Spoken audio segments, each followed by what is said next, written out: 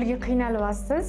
Agar qashshoqlikda yashab o'tish xohlamasangiz, pulingiz ko'p bo'lishini xohlasangiz, bitta narsaga ahamiyat bering. Siz har kuni turasiz o'rningizdan. Turganingizdan keyin har kuni tishingizni yuvasiz, yuvinasiz, taranasiz, ovqatlanasiz. 3 mahal ovqatlanishingiz mumkin, 2 mahal farqi yo'q. Keyin yana sikl примерно. Ishingizni qildingiz, baribir orada ovqatlanasiz. Qilmadingiz, baribir ovqatlanasiz. В любом случае 3 marta ovqatlandingiz.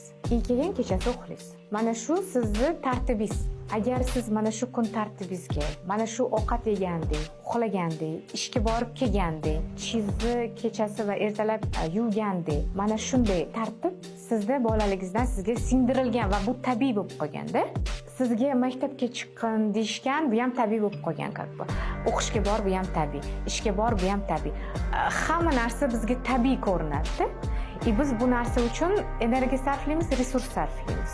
Lekin siz aytyapsiz, men shu ishlarni qilganman, lekin daromadim oshishini xohlayapman, chunki hozirgi topayotgan pulim meni qoniqtirmayapti. Nima qilish kerak? Kun tartibimizga boshqa narsalarni ham tabiiy tarzda kirgizishimiz kerak. Misol uchun, ertalab turdingiz, tishingizni yuvayotganingizda 5 minut, 10 minut ketadi-ku vaqt. Ovqat yeyotganingizda ham 5-10 minut. Tayyorlasangiz, конечно, uzoqroq sotib olsangiz 5 minut, 10 minut. Shunaqa qarashingiz kerakki, xo'p, 5 minut, 10 minut vaqtim bor ekan. Kimdir namoz o'qiydi 5 mahal. Bu ham deylik ma'lum bir vaqt 5 mahal. Bu ham tabiiy kirgizilgan. Lekin bundan tashqari, agar inson 5 minut, 10 minut umuman hech narsa qilmaslikni o'rgansa, umuman hech narsani o'ylamaslikni o'rgansa, shu 5-10 minut ovqatdan oldin, tush yuvishidan oldin, uxlashidan oldin, qaysidir ishni boshlashidan oldin 5-10 minut vaqt ajratib umuman hech nima qilishni o'rgansa, ya'ni bu deganiki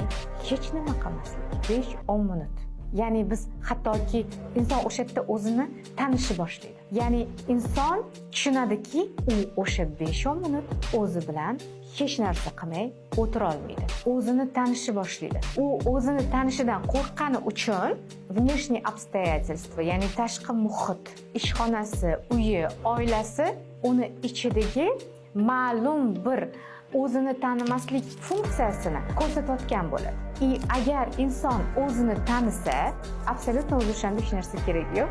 Yo'llar shunday ochiq. Xohlasa nima uchun pulga ketmayotganligini ko'radi, nima uchun qiynalayotganligi, pulsizligini ko'radi. Ya'ni bu deganiki, siz o'zingizni tanishni boshlaysiz.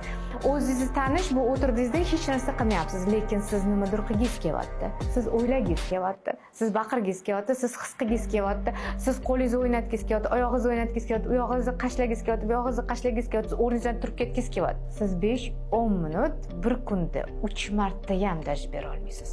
Demak, inson toki o'zi bo'lmas ekan, u har doim nimadir qilish kerak deb shuni orqasidan yugurib yuradi.